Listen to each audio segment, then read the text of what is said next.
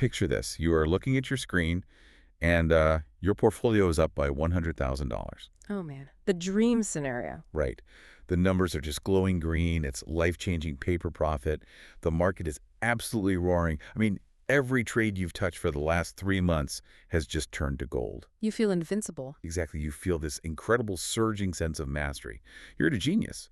But instead of buying a safety net, instead of locking in that massive win, you decide to double down. Always a dangerous moment. You increase your leverage. You expose yourself even more because you're convinced that the momentum is just an absolute certainty. And then the market turns. Yep. The rug pull. The headline hits, the trend breaks, Yeah. and you just sit there in your chair completely paralyzed. You watch in real time as that massive unrealized gain just evaporates. Poof, gone. It is brutal. Why does this happen to even the smartest, most mathematically gifted people on the planet? Okay, let's unpack this because this is our mission for today's deep dive. Yeah, and what's fascinating here is that it's the ultimate nightmare scenario, but it's incredibly common. Right. If you talk to professional traders, fund managers, or, retail investors who caught a massive trend, they've all been there. It happens because in that specific moment of triumph, your brain is actively orchestrating a hostile takeover against your own best interests. A hostile takeover. I love that phrasing. It's true, though. It's not a lack of intelligence. It is a biological and psychological inevitability. So today we are looking at the exact anatomy of that $100,000 mistake. Yeah. We aren't just looking at the math or the, superficial trading advice you see online. Right, we're going way deeper. We're diving into functional MRI brain scans, saliva tests of professional traders, and the deepest mechanics of options architecture. Because we need to figure out why we self-sabotage. And more importantly, extract a playbook. Exactly.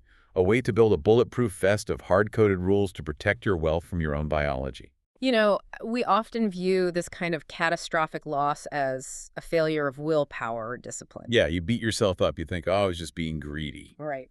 Or undisciplined. But the actual biological and psychological data tells a completely different story. Validating this experience is so crucial. For sure. Like, if you have been in this exact scenario and watched a massive floating profit turn to dust, you need to understand that this wasn't just you making a silly mistake. You were fighting a war inside your own nervous system. So let's start with the psychological battlefield. Because before we can even begin to talk about the solutions like the protective puts, the collars, all that, we have to look at the specific illusions that trick us into leaving our money on the table. The behavioral finance aspect. Right. Our notes point heavily to a concept called mental accounting, and specifically the house money effect. I've heard the term, but how does it actually rewire our risk tolerance? Well, mental accounting challenges the core traditional economic theory that all money is interchangeable or, fungible. In reality, our brains construct completely separate imaginary buckets for different types of wealth. Imaginary buckets. Yeah. When your portfolio is up by $100,000, you rarely view that money as your actual hard-earned net worth. Yeah. You subconsciously label it as the market's money. It's house money. So because it belongs to the house, your psychological friction to losing it drops. To near zero. You are suddenly willing to take reckless, asymmetric risks with it that you would never, ever take with your original starting capital. Oh, it's so true. You completely ignore the objective reality, which is the moment the market prices your asset at that value, that $100,000 is unequivocally your money. Let me just pause and break that down. It's like if you walk into a casino with $1,000. Right. And you hit a hot streak and turn it into 10,000. You start throwing $500 chips on the roulette table without even blinking. You feel like a high roller. Exactly. But if you were sober on a Tuesday morning, standing at the ATM in your local bank, you would never withdraw $500 and just set it on fire. Never. You treat the casino's plastic chips totally differently than your own checking account. That is the exact mechanism. Now, translate that to the financial markets. Buying protection for your portfolio requires you to pay a premium. Right. It requires you to consciously take some of those lucky chips and hand them back to the dealer to buy a safety net. And your brain just rebels against that friction. Yes. You feel invincible, and paying for insurance feels like an admission of doubt, which feeds directly into the next major behavioral trap we see in the research: recency bias and the illusion of control. Recency bias. This is the hallucination that whatever is happening right now is the permanent new normal. Right. Like If the market is going up, it will go up forever. Yeah, it's a linear projection of the future based entirely on the immediate short-term past. Gotcha. When you experience a continuous streak of profitable trades, your brain looks at a chart moving up and to the right, and your subconscious just assumes this uptrend will continue unconditionally. You completely forget that crashes even exist. Exactly. You start to drastically underestimate the probability of a sudden negative event. You forget about black swans, macroeconomic shocks, or even just a simple mean reversion where an overbought asset cools down. Wow. And this is where it gets incredibly dangerous because it morphs into the illusion of control. Oh, I know this one. I start thinking I'm a market wizard. I start attributing a rising market to my own personal genius. You mistake a lucky streak or, a massive macroeconomic rising tide that is lifting all boats for absolute mastery over the market. Right, the classic alpha versus beta confusion. Precisely. In professional finance terms, you are confusing beta, which is just the general market movement, with alpha, which is your own unique, uncorrelated skill. You begin to believe you have absolute control over the outcomes. And if you genuinely believe you have the power to command gravity, why would you ever spend money on a parachute? That is such a great point. But wait, there is a fascinating mutation that our sources highlight, something that happens specifically at these high profit levels, the FOMO mutation. The fear of missing out. Yeah. At $100,000 of profit, the math in our head changes. Our reference point actually shifts. It shifts violently. And this is where rational utility theory completely falls apart. Think about where you started. Let's say your baseline reference point was an initial investment of $20,000. Okay. Getting to $100,000 in profit is a massive, staggering success. Huge. But once you hit that peak, the 100 grand becomes your new accepted baseline. You are no longer comparing your current state to your starting point. You are comparing your current state to an imagined euphoric future state. So you're looking at the momentum and your brain starts whispering, what if this doubles? What if it goes to 300,000? Exactly. The narrative in your head flips entirely. The rational fear of losing the 100 grand you already have in your pocket is somehow overpowered by the fear of missing out on the next big spike. That is wild. In behavioral finance, they document how the pain of missing out on potential future profits completely eclipses the rational fear of losing what you've already secured. Especially when the market is euphoric. Implied volatility is sky high, and everyone on social media is just screaming about the next leg up. The logic becomes deeply twisted. The trader tells themselves, well, if I sell now, or if I cap my upside by buying protection, and the market surges another 50% tomorrow, the money I didn't make is basically a massive loss. The money I didn't make is a loss. That is a terrifying mental trap. It really is. And according to our notes, this leads to a complete reversal of a very famous behavioral concept called the disposition effect. Right. Because I've always read that amateur investors are notorious for holding on to their losing trades way too long, hoping they bounce back, while selling their winning trades way too early just to lock in a tiny, safe profit. The classic rookie mistake. Yeah. But the research says that high-level traders in a frenzy do the exact opposite. They do. The disposition effect flips into an extreme overconfidence effect. Novices cut winners short because they are terrified of losing a small gain. But when you are in a state of high-level euphoria, managing a massive floating profit, you wildly overestimate your ability to manage directional risk. Which options traders call delta. Right, delta. You don't want to close the position. In fact, you look at the strong trend, you look at your house money, and you decide that adding to your winning position, increasing your leverage, is the highest expected value play. You take a temporary streak of good luck and extrapolate it into a mathematical certainty. So you increase your absolute risk exposure at the exact moment the asset is at its most expensive, most crowded, and most precarious peak. And then, when it crashes, we get hit with hindsight bias, because looking back at the chart 6 months later, it is so painfully obvious. Oh, always. The peak is literally a jagged mountaintop on the screen. The volume usually diverges. The indicators are flashing red. It's so easy to look back and say, obviously I should have sold there, or bought a put option to protect myself right at that exact peak. But hindsight bias gives you the illusion of full information. It makes you feel incredibly stupid later.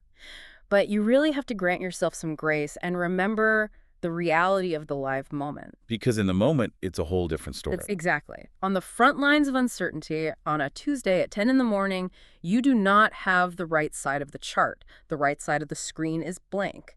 Right. The strongest, most visceral signal your brain is receiving is, I am right, My thesis is playing out perfectly, and the market is rewarding me with massive amounts of money. So buying insurance in that exact moment feels like betting against your own undeniable success.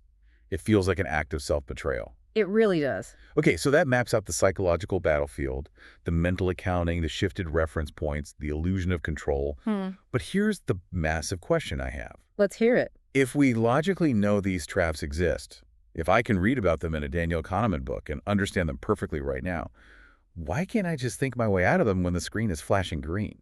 That's the million-dollar question. Right. Like, if I know the trap is there, shouldn't I be able to step around it? Because it's not a software problem you can just debug with better logic. It is a fundamental hardware problem. A hardware problem. Yes, your brain is physically, biologically altering its own chemistry in response to the screen. To understand why logic fails, we have to transition into the neurofinance research. Let's get into the biology, because our sources bring in some incredibly heavy-hitting academic research here. I want to start with the fMRI studies from the Stanford Span Lab. Oh, this study is brilliant. What exactly happens inside a trader's head when they are staring at massive potential profits?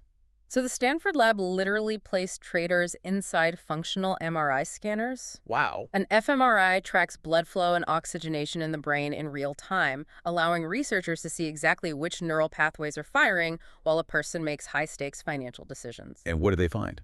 What they discovered was profound. When a person is confronted with the prospect of a massive financial reward, like looking at a $100,000 unrealized gain ticking upward, a very specific ancient part of the brain called the nucleus accumbens explodes with metabolic activity. The nucleus accumbens. I've heard of that in the context of addiction. Isn't that the pleasure center? It is the brain's ultimate dopamine distribution center. It is the exact same region that lights up like a Christmas tree in the brains of extreme drug addicts when they see their substance of choice. Oh, wow. It's the same region activated when early humans were exposed to intense evolutionary stimuli like calorie-dense food or sex.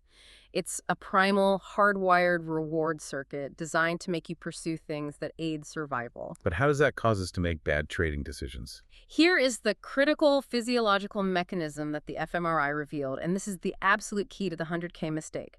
The brain has a limited blood supply. When the nucleus accumbens goes into absolute overdrive, drawing massive amounts of energy, oxygen, and blood flow, it literally starves the prefrontal cortex. Wait, the prefrontal cortex, that's the part of the brain right behind our forehead, right? The part responsible for complex math, logic, and rational thought. It is the CEO of the brain. It handles logic, long-term planning, impulse control, and most importantly, for our discussion risk assessment. That's what you're saying. In the presence of massive floating profits, your brain physically shunts the blood supply away from your risk management department. That is insane. You are biologically incapable of accurately calculating tail risk in that moment. You are operating entirely on primal dopamine loops. The executive function is just completely offline. That is wild. I mean, here's where it gets really interesting. I'm not just being greedy. My brain's math department has literally been evicted by my biology. The lights are off in the prefrontal cortex. The lights are entirely off, and the neurochemical hijack isn't just about dopamine. We also have to look at the endocrine system, the hormones circulating in your bloodstream. Right, the Cambridge University studies. Yeah, Cambridge conducted studies not in a lab, but right on the live trading floors in the City of London. A researcher named John Coates, who actually used to run a trading desk himself, went around swabbing the saliva of professional high-stakes traders throughout the trading day. Swabbing saliva on a live trading floor. That's incredible. I always assumed the adrenaline junkie trader was just a Wall Street movie stereotype. What did the saliva actually show? It showed massive fluctuations in testosterone. They identified a biological phenomenon called the winner effect. The winner effect. Yeah. When traders experience continuous compounding profits, their testosterone levels spike dramatically. Biologically and evolutionary speaking, high testosterone drives an organism to expand its territory, to take more risks, to increase aggression, and to seek out conflict. And on a modern trading screen. In that context, this hormonal surge causes complete risk blindness. The trader feels an overwhelming biological imperative to conquer more territory. In market terms, conquering territory means adding leverage, increasing position sizing, and maximizing delta exposure. So you have dopamine literally shutting down your logic and testosterone physically compelling you to take on more risk. Exactly. But what happens when the market turns? Because eventually, the music stops. The 100K gain starts dropping. It goes to 80K, then 50K, then 20K. Right. What does the biology do then? Does the logic come back? No, it swings to the exact opposite extreme. A sudden crash triggers an entirely different hormonal response. Oh, no. The testosterone plummets instantly, and cortisol, the primary stress hormone, spikes massively. Cortisol. Fight or flight hormone. Right. Cortisol is designed to prepare the body for a fight-or-flight survival situation. If you are being chased by a predator, cortisol is great. But in a financial setting, an extreme cortisol spike narrows your cognitive focus to immediate survival and induces a state of physical and mental paralysis. You just freeze. Wow. This is why traders will watch their accounts drain to zero and cannot physically bring themselves to move their mouse and click the sell button to cut their losses. The biological shock paralyzes the execution function. This is terrifying, but also deeply validating for anyone who has lived through it. And it aligns perfectly with the research from MIT's Andrew Lo. He took this out of the realm of theory and put clinical biometric sensors on day traders, didn't he? Heart rate monitors, skin conductance sensors to measure sweat. He did. Professor Lo developed a framework he calls the adaptive market hypothesis. By monitoring the biometric data of these traders in real time, he proved conclusively that financial decision-making in live markets is not a process of rational mathematics or efficient market theory. It's biological. It is a series of pure evolutionary stress responses. The financial markets are essentially an artificial jungle we've built for ourselves. Our bodies are reacting to moving averages, candlesticks, and flashing red numbers the exact same way our ancient ancestors reacted to predators stalking them in the brush. This brings up a concept in our notes called the hot-cold empathy gap. If I understand this right, when I'm reviewing my charts on a Sunday morning, drinking coffee, the market is closed. I'm in a cold state. Yes. I have a rational genius. I can map out exactly where I will buy a protective put, where my stop losses are, but on a Tuesday morning watching my account surge with live money, I transition into a hot state. Exactly. The hot-cold empathy gap is a profound cognitive bias. It states that a human being currently in a cold state is fundamentally incapable of accurately predicting how they will act or how they will feel when they transition into a hot state. Because it's literally a different chemical environment. Right. In a cold state, your prefrontal cortex is fully funded with oxygen and blood. You can do the math. In a hot state, you are biologically hijacked. You cannot remember the pain of past massive losses when you are currently making $100,000 because your brain's chemistry, the flood of dopamine, literally blocks the neural pathways that access those painful memories. So trying to rely on discipline or willpower to buy downside protection during a massive euphoric rally is fundamentally flawed. You are bringing a knife to a chemical gunfight. A chemical gunfight is the perfect way to phrase it. If we connect this to the bigger picture, it proves that trying to use willpower to buy downside protection during a rally is biologically impossible. You cannot outthink dopamine and testosterone with pure willpower in the heat of the moment. It's a physiological impossibility for most humans. Yes, you have to acknowledge your biological limitations. Okay, so our primal biology is actively hijacking our logic. But it's not just our ancient evolution working against us, is it? Sometimes it's the very skills we learned yesterday. Right, the learned behaviors. The specific habits we've built as traders actively sabotage us. I want to talk about the path dependency trap. Why do experienced options traders, people who deeply understand probability and risk, specifically hate buying protective puts? To understand this, we have to look at how a specific type of trader builds their initial wealth. In the case study we are examining from the source material, the trader made their initial money, their foundational successes, by being an options seller. Okay. Specifically, engaging in strategies like selling cash-secured puts or covered calls. Let's pause and break that down. If you've never sold a put, think of yourself as the insurance company. Exactly. When you sell a put, you are collecting a premium, getting cash up front, and in exchange, you promise to buy the underlying stock if it crashes below a certain price. As long as the stock stays flat or goes up, you get to keep the premium. You are relying on something called theta, which is time decay. Right. Every single day that passes, the option loses a tiny bit of its extrinsic value, and the seller wins. Selling premium creates a very steady, very satisfying stream of income. It has a high mathematical win rate. Makes sense. And psychologically, this creates a massive endowment effect. The brain learns a very specific pathway to success and internalizes it. The internal monologue becomes, Selling options equals safety. Collecting premium equals winning. Being the casino is smart. Time decay is my friend. So that neural pathway becomes deeply ingrained. Yep. Is path dependency. Yes. So your entire identity as a trader is built on being the casino, not the gambler. But then fast forward and you find yourself holding a massive directional stock position that is up $100,000. To protect that specific position, you need to buy a put. Right. You need to switch sides and become the person paying the premium. And that transition triggers massive cognitive dissonance. The trader's deeply held belief system, the textbook dogma they've studied for years, says buying options is a fool's game. Options buyers have a negative expected value over the long run. Right, 90% expire worthless. Exactly. So they think buying an out-of-the-money put is for stupid retail investors who are just buying lottery tickets and don't understand probability. They literally feel like they are doing something mathematically incorrect by buying insurance. They feel like they are betraying their own intelligence. Yes. They are confusing unconditional expected value with conditional expected value. And this is a fatal flaw in applying options theory.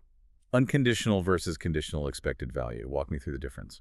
The dogma that options buyers lose money is generally true if you are engaging in unconditional, naked speculation. If you just walk up to the market every day with no underlying portfolio and buy random out-of-the-money puts hoping for a sudden market crash, you will slowly bleed to death from theta decay. The passage of time will just erode your capital. Right. Your unconditional expected value is negative. The casino will grind you down. Because you're just buying scratch-off tickets every day. Exactly. But the scenario we are analyzing is completely different. You are holding a massive, highly profitable, long stock position. You have huge exposure to the downside. In this specific conditioned context, the conditional expected value of a protective put is massively positive. You are no longer buying a lottery ticket, you are buying a firewall. You are performing necessary asset restructuring to ensure your survival. It sounds like refusing to buy fire insurance for your house because you did the math and calculated that the insurance company makes a profit over a 20-year timeline. Of course they make a profit. Exactly. They have actuaries, they have to make a profit to exist, but you still need to pay for the insurance. So you don't go completely bankrupt if your specific house actually burns down. You aren't buying the fire insurance expecting to generate yield on it. You are buying it to prevent ruin. That is the crucial distinction. You have to separate alpha speculation from beta insurance. Oh, that's a good way to frame it. Alpha speculation is when you are trying to generate a profit. You demand a positive expected value. Beta insurance is a drag on your portfolio. It is a cost of doing business. It is a calculated, accepted expense to prevent total catastrophic ruin. But because the trader's identity is entirely wrapped up in being a premium seller, their brain violently rejects the act of paying a premium. They use the logic of the seller to justify leaving their massive floating profits completely exposed to a crash. They outsmart themselves into financial ruin. They use their own advanced knowledge to trick themselves into doing nothing. That is haunting. So we've diagnosed the illnesses. We have the mental accounting traps, the biological hijacking from dopamine and cortisol, the path dependency, the cognitive dissonance. It's frankly a miracle anyone manages to keep their money. It really is an uphill battle. But we have to move to the cure. How do we mathematically, structurally protect that $100,000 gain? Let's look at the actual options mechanics. We have several tools. Let's start with the most basic brute force option, direct liquidation. You just click sell. Yeah. You sell all your shares, take the $100,000 and move it to cash. You just walk away from the table. Right. Mathematically, this drops your directional risk to the market to exactly zero. You have zero future risk of losing that money in a market crash. Sounds safe. The problem with direct liquidation is the psychological cost. By going to zero delta, you suffer infinite opportunity costs. Which brings back the FOMO we talked about earlier. If I sell everything and the market goes up another 20% over the next month, I'm going to be agonizing over it. It is a completely static defense. If the market keeps rocketing up after you sell, the psychological pain of watching it go without you can be devastating. I can imagine. What we see in behavioral data is that many traders who liquidate completely simply to relieve their anxiety end up revenge trading a week later. They jump back into the market at even higher, more dangerous prices because they can't handle the FOMO of watching the rally continue. So just selling isn't a viable, sustainable strategy for an active trader who wants to stay in the game and capture the upside. What's the dynamic tool? The dynamic defense is the protective put. Instead of selling your stock, You hold the shares, but you use a fraction of your profits to buy an out-of-the-money put option. By doing this, you are introducing positive gamma into your portfolio. Okay, I've heard gamma mentioned all the time, but it always sounds like high-level quant math. Explain positive gamma to me simply. Think of delta as the speed of your car. It tells you how much money you make or lose for every $1 move in the stock. Okay, speed. Gamma is the accelerator pedal. It tells you how fast your delta is changing. When you buy a protective put, you are creating an asymmetrical payoff. You put a hard floor under your portfolio, capping your downside risk, but you leave your upside completely open. Nice. Here is the magic of positive gamma. As the market rises and your stock makes more money, the put option you bought gets further and further away from the current price. Its delta approaches zero. It essentially fades into the background, letting your long position run unhindered. But if the market crashes, gamma steps on the pedal. Yes. If the market crashes, the gamma kicks in aggressively. The stock price drops toward your put's strike price. The delta of that put rapidly accelerates from -0.1 to -0.5 and eventually approaches -1.0. It becomes stronger and stronger the more the market falls, until it perfectly, dollar for dollar, offsets the losses in your stock portfolio. It is dynamic insurance that automatically scales up exactly when you need it most. That sounds like a beautiful mechanism. But how do you actually implement it in the real world? How much of your profit do you spend on this insurance? Our sources outline a very specific heuristic called the 10% rule. The 10% rule is a brilliant synthesis of options mathematics and behavioral psychology. The rule is simple. When you hit a major undeniable milestone, like $100,000 in unrealized profit, you take exactly 10% of that profit, $10,000, and you allocate it as a budget to buy out-of-the-money puts. Why exactly 10%? Is there a mathematical reason, or is it purely psychological? It's heavily psychological because it elegantly bypasses the mental accounting trap we discussed earlier. Remember, you are reluctant to pay for insurance from your core principal. Right. But $10,000 is just 10% of the house money. Psychologically, it is much easier for your brain to part with. You tell yourself, I am taking a small slice of the market's money to mathematically guarantee the safety of my principal and the remaining $90,000 of profit. It reframes the whole purchase. Exactly. Once you execute that trade, your absolute worst-case scenario is locked in. You literally cannot lose your shirt, even if the underlying company goes bankrupt tomorrow. I love the simplicity of it. But our notes highlight a major flaw with the 10% rule in certain specific market environments, specifically in a manic, euphoric bull market. We need to talk about Vega crush and theta decay, the villains of the options buyer. What happens when the market is going crazy? Yeah, the 10% rule isn't flawless. In a raging, euphoric bull market, the implied volatility, or IV, of options is sky high. Yeah. Implied volatility is essentially the market's expectation of future price swings. Right. When everyone is panicking, buying calls, buying puts, and the market is swinging wildly day to day, the IV expands.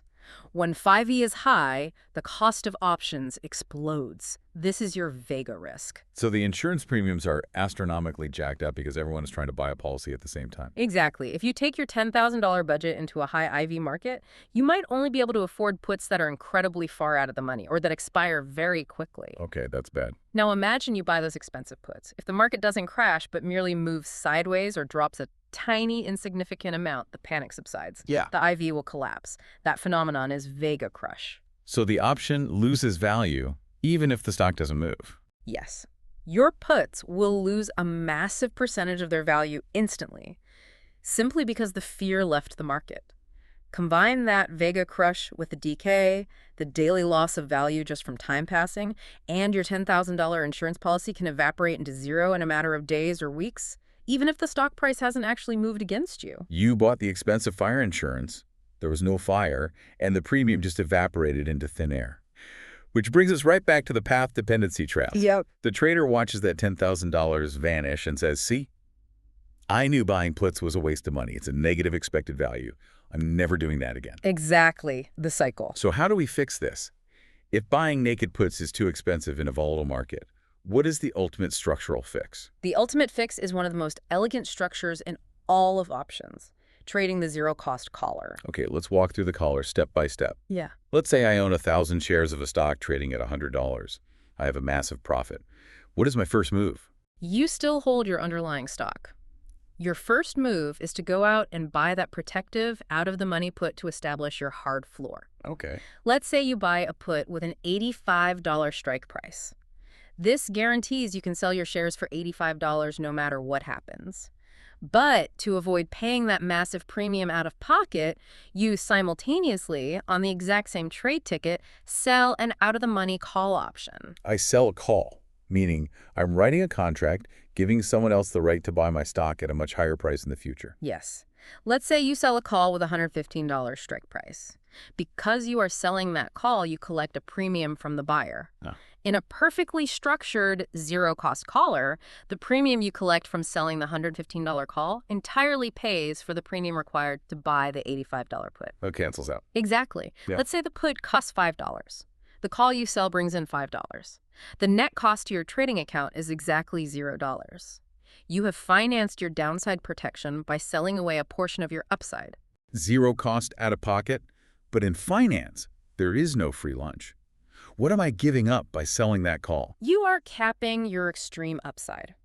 Because you sold that $115 call, if the stock goes absolutely supernova and blasts past 115, going to 130 or 150, your gains are capped at 115. Oh, I see. You are contractually obligated to sell your shares at that strike price. You forfeit any massive profits above that line. That sounds painful. Until you remember the context. Yeah. I'm already up $100,000. I have already won the game. That is the crucial insight. At $100,000 of profit, in a highly euphoric market with high implied volatility, capping your extreme greed to guarantee absolute mathematical safety is the perfect strategic play. Because the risk of losing everything is worse than missing out on a little more. Exactly. The expected value of giving up a little bit of low probability tail-end upside to completely eliminate the risk of a catastrophic wipeout is overwhelmingly positive. You are securing life-changing wealth for the price of slightly reduced FOMO.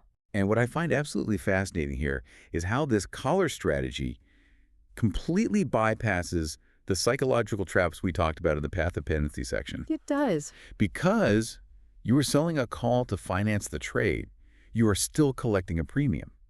You pacify that stubborn part of your brain that demands to be an option seller. Right. Your brain looks at the trade and says, yes, I'm collecting premium, I am smart, I am being the casino, while you are secretly sneaking in the put insurance you desperately need to survive the inevitable crash. It's like hiding a dog's medicine inside a piece of cheese. That is precisely what you are doing. Because you are selling a call, you are still collecting a premium. You pacify that part of your brain that demands to be an option seller while secretly buying the insurance you desperately need. You satisfy the endowment effect of the premium seller while simultaneously engaging the risk management of a professional hedger. Okay, this collar strategy is brilliant for a single concentrated position. If I own a massive block of Tesla or Apple, I collar it.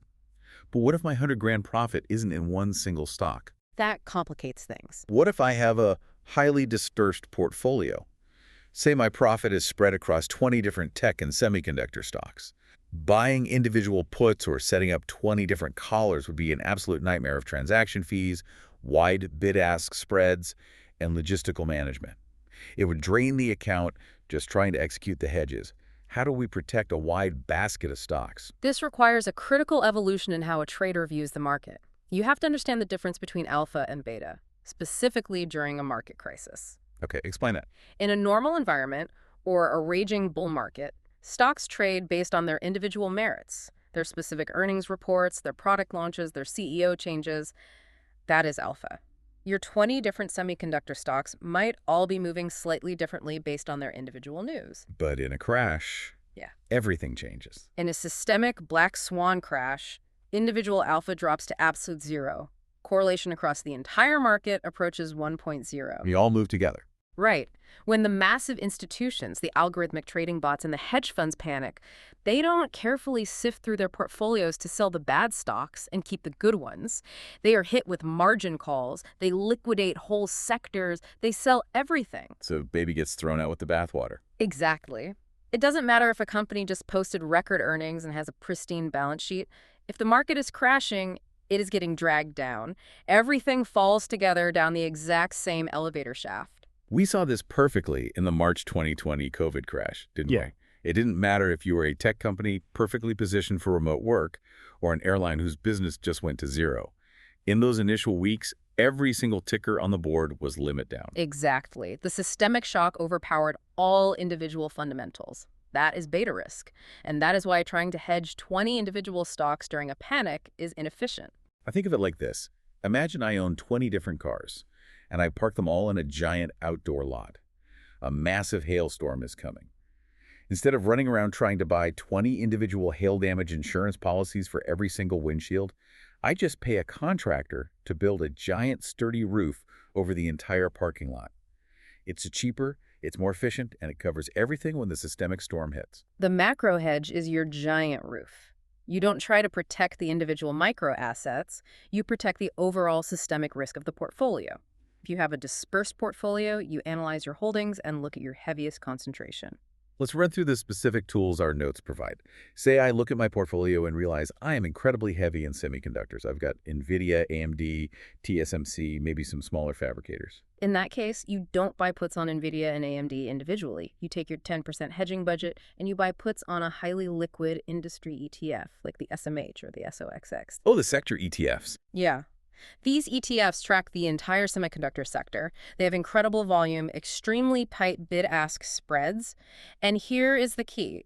If the market turns, the high-beta semiconductor sector usually drops faster and harder than the rest of the broader market. So they act as a multiplier. Right. The puts you bought on the SMH will explode in value, generating a massive cash infusion that offsets the bleeding across all your individual semiconductor holdings. What if I'm not that concentrated?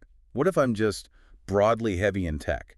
Software, cloud computing, consumer electronics. Then you move one level higher up the macro chain. You buy puts on the QQQ, which tracks the NASDAQ 100, or you buy puts on the SPY, which tracks the S&P 500. It is a single, highly efficient, highly liquid transaction that blankets your entire portfolio in beta protection. And the research highlights one more tool, which I find absolutely fascinating, the VIX call, the volatility index. How does buying a call on the VIX work as a macro hedge? The VIX measures the 30-day implied volatility of the S&P 500. It is essentially the market's real-time fear gauge. When the market is euphoric, endlessly marching upward day after day, everyone becomes complacent. Nobody is buying insurance. Right, because everything is great. Because of that complacency, volatility drops to historic lows. And because the VIX is so low, buying call options on the VIX, which is essentially betting that fear and volatility will suddenly spike, becomes dirt cheap. So I can buy VIX calls for pennies on the dollar during a massive bull run. You can. And the VIX has a very unique mathematical property. It explodes nonlinearly.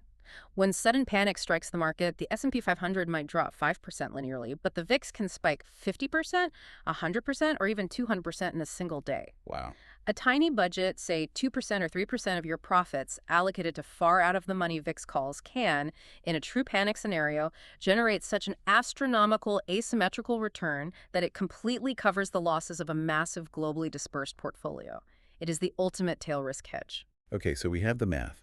We have the 10% rule for psychological friction, the zero-cost collar to eliminate vega risk, and the macro hedging roofs like SMH puts and VIX calls for dispersed portfolios. We have the absolute toolkit to save the 100 grand. It's all there. But I have to bring us back to the biology we discussed earlier. We know scientifically that in the heat of the moment, when the dopamine is pumping and the screen is glowing, our prefrontal cortex shuts down. We will literally lose access to this entire conversation. How do we make sure this painful $100,000 lesson isn't forgotten by next Tuesday when the market opens? How do we survive ourselves? This is the final and most important step. We have to bridge the gap between knowing what to do intellectually and actually executing it under biological duress. You have to realize that you cannot rely on subjective memory. Emotional memory has a half-life. A half-life, meaning the memory of the pain actually fades away over time, just like radiation. It fades remarkably fast. Right now, after losing the 100 grand, the pain is searing. You are disgusted with yourself. You swear up and down you will never, ever make this mistake again. Oh yeah, the classic "I'll never do it again" speech. Exactly. But fast forward 6 months, the market starts another epic, face-melting bull run. Your account starts climbing. Everyone on social media is posting screenshots of their massive gains. And the FOMO comes back. The pain of your past loss will be entirely washed away by the fresh dopamine of the new rally. You'll be pulled right back into the hot state, and you will seamlessly convince yourself this time is different. I'm smarter now. The macro environment supports this. So relying on my own willpower, my own discipline, or my memory of the pain is a mathematically guaranteed failure. What is the actual mechanism to fix this? We must transition our risk management from physical memory to system constraints. We have to hard-code the rules into our physical environment and our software so that they execute automatically during the hot state, completely bypassing our flawed biological decision-making. We have to build constraints for the biological machine. Our sources start with something incredibly low-tech, but apparently very effective: visual anchoring. It is low-tech, but cognitive behavioral psychology shows it works. You take the rules we just discussed, the 10% rule, the specific profit targets where you will reduce delta, and you write them out in bold black letters on a physical sticky note. And you physically tape that note to the bottom bezel of your trading monitor. Literally putting it right in my line of sight so I can't look at the chart without seeing the rule. Exactly. When your hand reaches for the mouse to add leverage at a market peak, your eyes are forced to read the warning label. It acts as a physical circuit breaker. Breaking the loop. Right. It forces your prefrontal cortex to momentarily re-engage, breaking the continuous dopamine loop. It creates a microsecond of cognitive dissonance. It reminds you of the cold state logic while you are in the hot state. That brief interruption can be enough to stop you from clicking the button. I like the sticky note. But let's be honest. If the dopamine hit is strong enough, I might just rip the sticky note off the monitor. We need something stronger than a piece of paper. We need something structural. The sources point to broker-level hard limits. Let's spend some time here because this seems like the ultimate safety net. This is the ultimate evolution of a professional trader. You set up your defenses while you are still completely in a cold state. You use the advanced algorithmic tools provided by modern brokerage platforms to remove yourself from the execution process entirely. Like conditional order? Yes. You utilize conditional orders, often called good till canceled, or GTC orders, or complex OCO brackets, which stands for one cancels the other. Let's role play this. Walk me through exactly how I do this. It's Sunday night at 9 p.m. The market is closed. I'm completely calm. I just entered a new position on Friday, and I'm currently up $10,000. You open your brokerage interface, whether it's Thinkorswim, Interactive Brokers, or whatever platform you use. You are in that perfectly rational cold state. You evaluate your position, and you tell yourself, okay, if this stock goes on a massive run and my unrealized gain hits $50,000, I know I will become euphoric. Acknowledging the future biology. Exactly. You say, I know my biology will prevent me from buying protection, so I need to handle it right now. So I don't wait for the profit to hit. You absolutely do not wait. Right then, on Sunday night, you pre-program a conditional order into your broker. You navigate to the conditional order screen, and you set up an algorithmic logic statement. What does that look like? It looks something like the unrealized gain of this specific position equals $50,000, then automatically execute a market order to buy $5,000 worth of at-the-money QQQ puts. You lock it in, and you submit the order to the broker's servers. I am completely removing the human element. You are delegating your risk management to an unfeeling machine. Fast forward 3 weeks, the stock has exploded. The account hits that $50,000 milestone. And I'm freaking out with joy. In that exact moment, you might be in a state of absolute euphoria. You might be ignoring your sticky notes. You might be browsing online for a new car.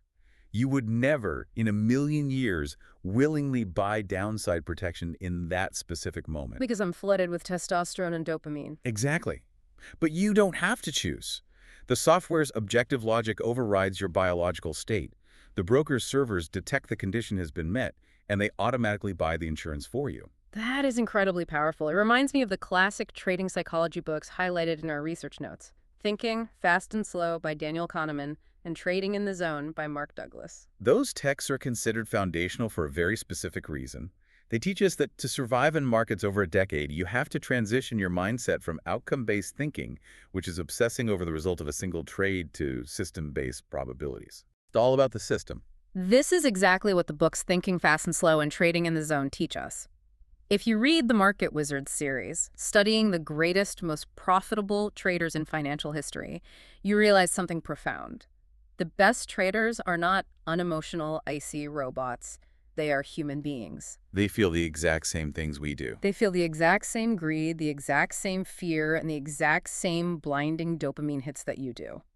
The best traders in the Market Wizards series aren't unemotional robots. They just know they are emotional animals, so they build cages for themselves before the market opens. They aren't immune to the biology. They just manage the environment differently. They deeply know they are emotional animals. They accept their biological limitations without judgment. So instead of trying to suppress their emotions with sheer, exhausting willpower, they build cages. They use options architecture, macro hedges, and automated broker software to build a structural cage that prevents them from destroying themselves when the animal inevitably takes over. Locking themselves out of the control room. Exactly. They intentionally lock themselves out of the control room because they know with absolute certainty that they will be intoxicated by the profit. That is such a powerful visualization. Building a cage for your future emotional self. Let's bring this all together, the journey we've just been on, the $100,000 that vanished from that screen. When you look at it through this lens, it wasn't really a total loss, was it? It was tuition. It is the most expensive but potentially the most valuable asset in finance, of pain-induced, hard-coded system. Hard-coded system. You cannot learn these lessons purely from reading a textbook. You have to feel the burn of the biological hijack. You have to suffer the cognitive dissonance to respect the market enough to finally build the cage. And if you were listening to this, you now have the blueprints for that cage. You have the full toolkit. You understand mental accounting and why you treat house money recklessly. You understand the FOMO mutation. Right, and why your reference point shifts. Scientifically, that your prefrontal cortex shuts down in the presence of massive gains. You know how to recognize and bypass the path dependency trap of the option seller. You have the 10% rule. You understand the absolute mathematical elegance of the zero-cost collar to completely eliminate vega risk and theta decay. And you have the macro hedging playbook using SMH, QQQ, and VIX to throw a giant roof over a dispersed portfolio. And most importantly, the hard coding. Most importantly, you have to hard code these rules into your broker so your future dopamine-flooded self cannot sabotage them. You have evolved from a speculator looking for a lucky break to a system architect managing risk. You have the tools to ensure you never let a massive floating profit turn into a devastating loss again. It represents a profound shift in personal identity. You are no longer trying to predict the market. You are dynamically managing your exposure to it. Before we wrap up this deep dive, I want to leave you with one final provocative thought. Something to chew on long after you close your trading terminal. If the science is correct, if our neurochemistry physically prevents us from making rational defensive choices when we are succeeding in the financial markets, because dopamine and testosterone completely blind us to tail risk, what other areas of your life are currently exposed? Oh, that's a great question. Think about your career trajectory. Think about your relationships. Think about your business. Where in your life are you currently refusing to buy insurance or refusing to set up defensive guardrails, simply because a temporary winning streak has flooded your brain with the illusion of absolute control? That is the real deep dive. Until next time.